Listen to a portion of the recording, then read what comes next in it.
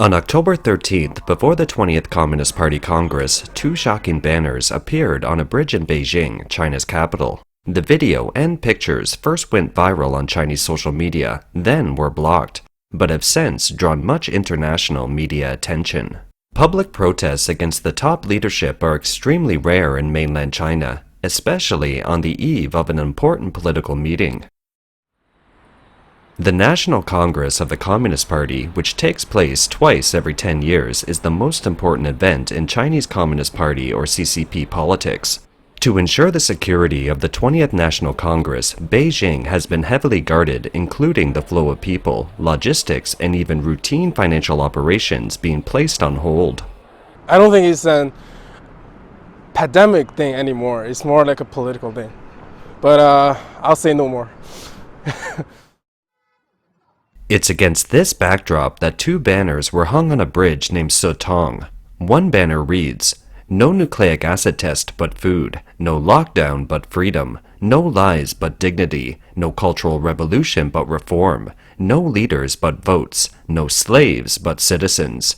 Another reads, "No class, no work, strike to remove the dictatorial traitor Xi Jinping." Wearing a red top and yellow helmet, the protester tricked the police by pretending to be a construction worker. It's believed he had help. Rolling smoke was seen on the bridge. Recordings of protest slogans were played over loudspeakers to attract public attention, and clear footage of the scene from all angles was captured on camera.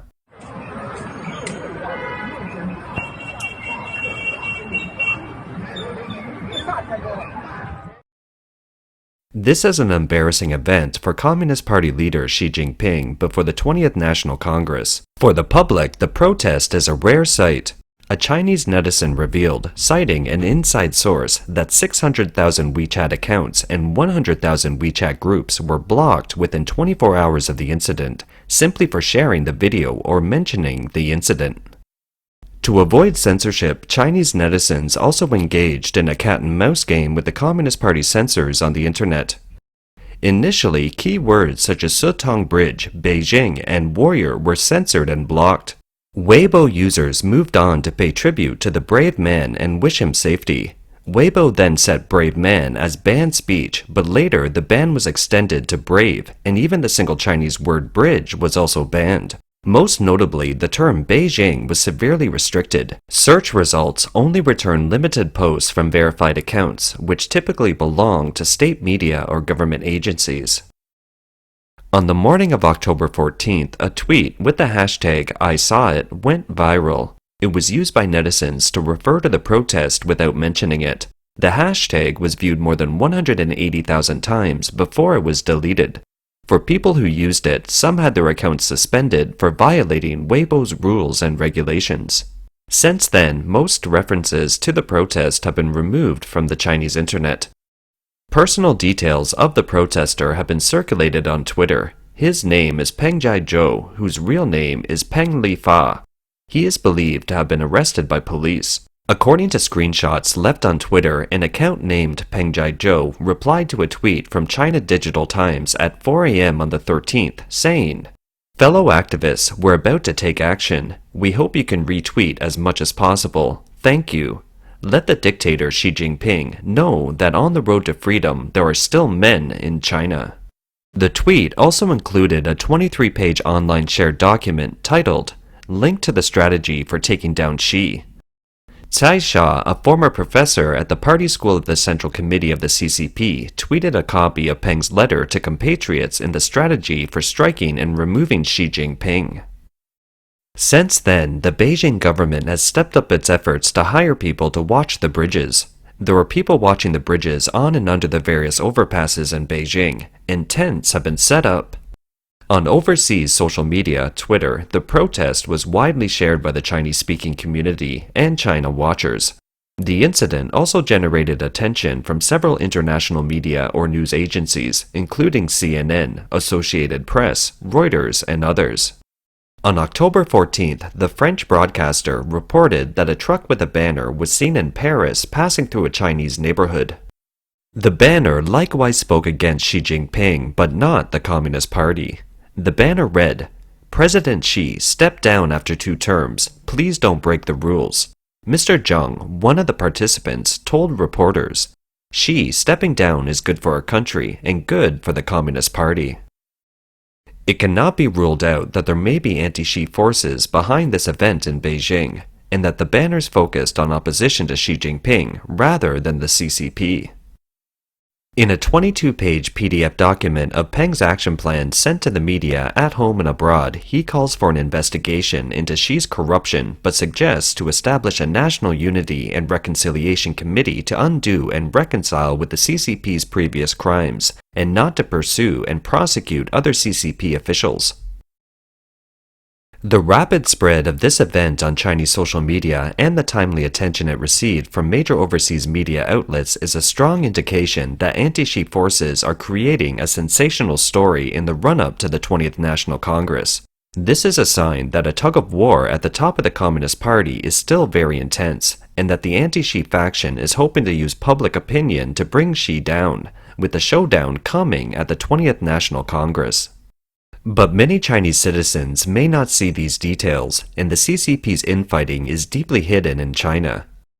More generally, many Chinese are still unable to fully distinguish between the party and the state. Neither do they know that the party leader is completely tied to the Communist Party system, and the existence of the CCP and the Red System is the real source of misery for China and Chinese people.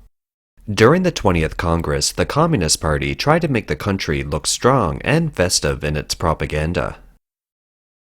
But the real frustration of the Chinese people runs counter to the official atmosphere created by the Communist Party.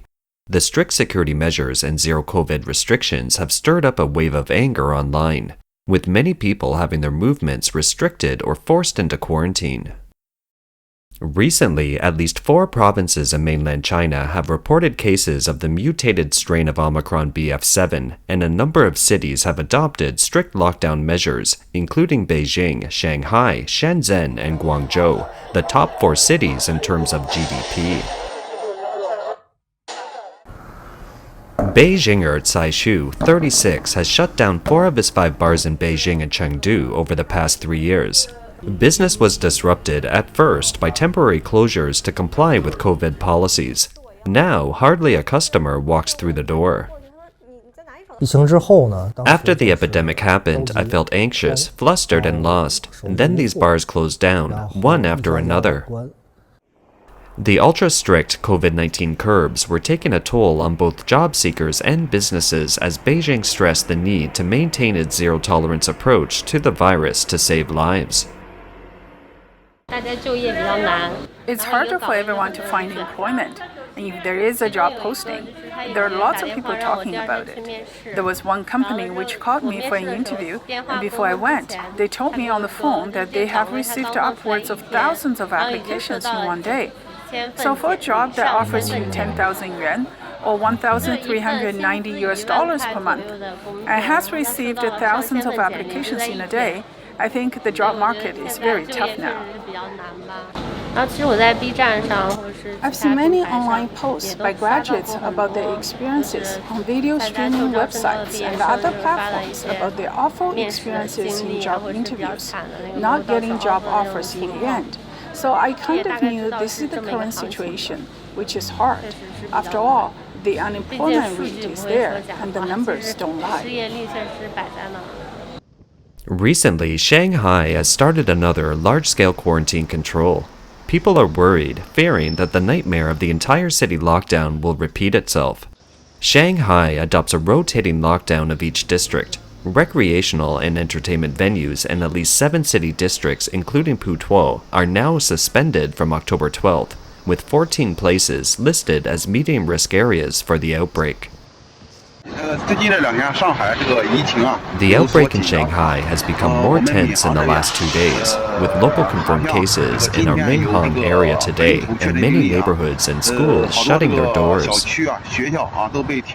Several buildings have been closed in Shanghai's downtown area, but the entire outbreak is not transparent and suspicious.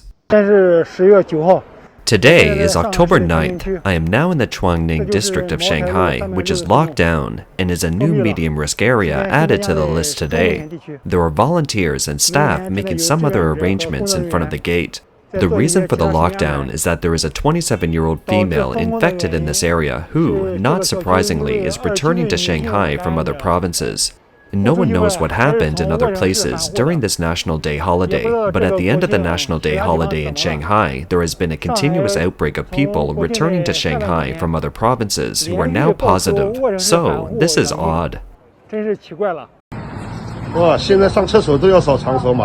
Nowadays, you have to scan the health code to go to public washrooms. Without the code, without 48 hours of nucleic acid certificate, you can't go to the washrooms, right? You can't go without 48 hours of nucleic acid certificate. You see, the staff here, watching. Shanghai officials have also adopted a policy of turning the health codes of 5 categories of people into red codes that these people will need to be quarantined. The 5 categories include confirmed cases, asymptomatic infected persons, suspected cases, close contacts, and close contacts of close contacts.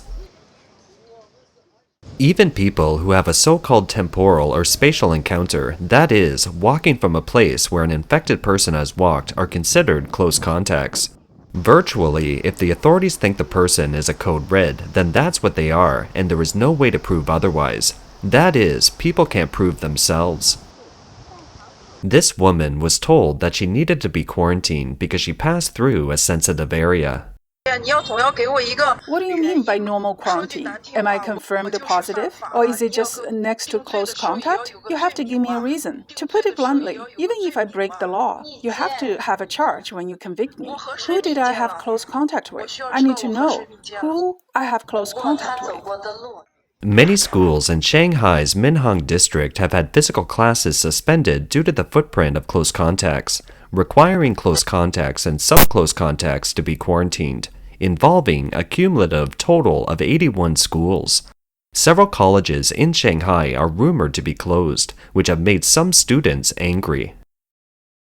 You're looking for me, right? You want me to quarantine tonight, right? Now you're informed by the school. Put down your cell phone. No, I won't put it down. If you want to go, go. If not, forget it. Your classmate told you if you go a day earlier, even if I'm a day late, I don't care. It doesn't matter when you go to quarantine. It's when you will get your green code. If you don't have the green code, you can't live your life normally. I don't care. There is news that students from the Shanghai University of Finance and Economics, including those with green codes, have been taken away to be held in large containerized camps. Some were called up in the middle of the night and dragged away. There were also university students in Shanghai who were taken away again for quarantine when they returned to the neighborhood they lived in.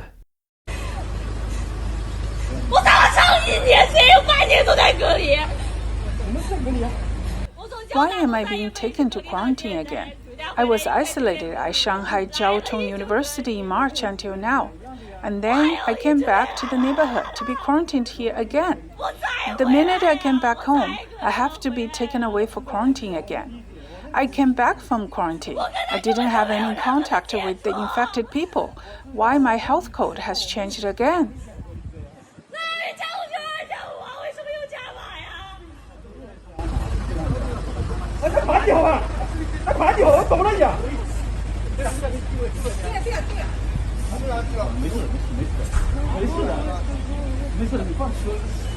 You relax.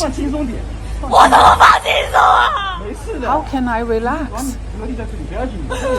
It's nothing. We are the same. All the same? Why is it always me? Guangdong province is the hardest hit area in this wave of the outbreak in China. In Shenzhen and Guangzhou, various parts of the 2 cities have been under lockdown for the past 2 months. On October 13th, Huadu District, Guangzhou City, informed that due to the need for prevention and control, the entire district was tested for nucleic acid from 8 a.m. on the 13th, and all local food service units suspended dine-in service. Entertainment venues were closed and schools suspended back-to-school and offline teaching. The notification also requires that all personnel in the above areas need to do nucleic acid testing twice in one day. Shenzhen notified on October 11th that the first BF7 variant strain was found, and the local government immediately upgraded control while launching large-scale nucleic acid testing. In this city, there are blockades, nucleic acid testing, and protests everywhere. Don't panic, villagers. As long as you do the nucleic acid test on time, the red code will change back to green code. Don't panic, villagers. As long as you do the nucleic acid test on time, it will change back to green code. The CCP has insisted on a zero-COVID policy for nearly 3 years, but during the period of the 20th National Congress, it has intensified. For example, officials in Xinjiang demanded that the 20th National Congress be held as the most important political task, so the entire region has been locked down. Nucleic acid testing is also normalized in some areas where there is no outbreak. Residents have to take a test every 3 days or every 2 days. Some netizens say they became new energy people, and nucleic acid testing sites are like charging stations for humans. Every charge can allow a person to move around outside for 48 hours. Once the remaining time is looking low, one has to immediately look for a nucleic acid test site to recharge. Otherwise, one will lose one's job and freedom. The outside world is also more concerned about where China's economy will go under such a tightly controlled lockdown. In the run-up to this important meeting, we have in fact seen them ramp up control measures, with there being over 70 cities now covering 300 million people with some degree of lockdown in place. Naturally, in that circumstance, there will be some downside risks to activity, especially the service sector, but also on the investment front with sentiment remaining so weak. It will be very difficult. So in our view, there's some downside risks to Q3 growth. And with the party being in the first month of the fourth quarter, we expect that a lot of that recovery and rebound in economic activity will inevitably be pushed back to 2023. What overseas scholars and analysts may not realize is that for the CCP, politics will always take precedence over economics. China's almost insane control measures have shown that Beijing is taking the opportunity to strengthen social control. At the moment, there is no indication that Beijing intends to change this direction. By adhering to this approach and with robust efforts to curb the virus, stabilize the economy, and secure development, we have realized sustained and stable economic development. With all things taken into account, China's COVID response measures are most cost-effective and have worked best for our country. Under the dynamic zero-COVID policy, we have been constantly improving our response measures as the COVID situation evolves and as we get to know more about this virus. We have published 9 editions of containment plans. Our COVID response measures will be more scientific, with greater precision and more effective, and our coordination between epidemic prevention and control and economic and social development will be better and better. Looking ahead, we can see light and hope. With perseverance, we will triumph over the epidemic.